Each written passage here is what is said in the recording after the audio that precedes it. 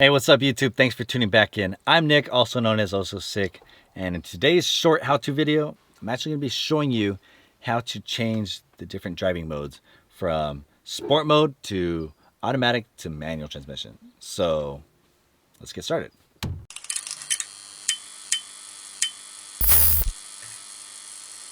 Now for the different driving modes, you have your automatic, your manual transmission, and then your sport mode, which is your automatic transmission sport mode. So to see the switches, there's 3 switches. It's actually located right below the gauges, and it's all the way on the far right.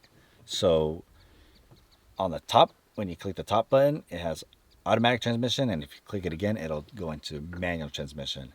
And once the car is on and you actually have it into the high gear, you'll actually see on the gauge that it changes between the 2 different driving modes.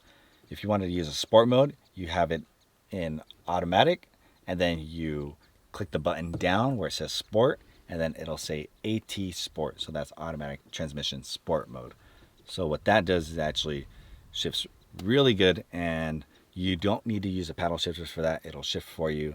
And with the DCT transmission, it's so responsive and so smooth, like it doesn't get any better than that. But if you did want to use the paddle shifters, what you'll want to do is just put it in MT, manual transmission mode. So you hit the button up, and then now you have the full-on paddle shifter experience with the Honda Talon.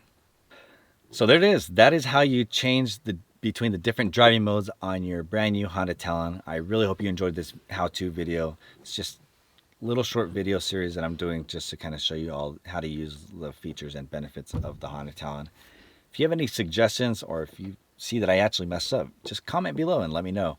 If you want to learn something about the Talon that you're not sure of, feel free to leave that in the comments. If I don't know the answers, I'm sure I could ask a few people and I'll figure it out, and I'll probably make a video for it. So thank you guys for watching. Please be sure to always be safe and use the proper safety gear and just general best practice for off-roading. And if you ever have any questions, feel free to ask somebody who has experience.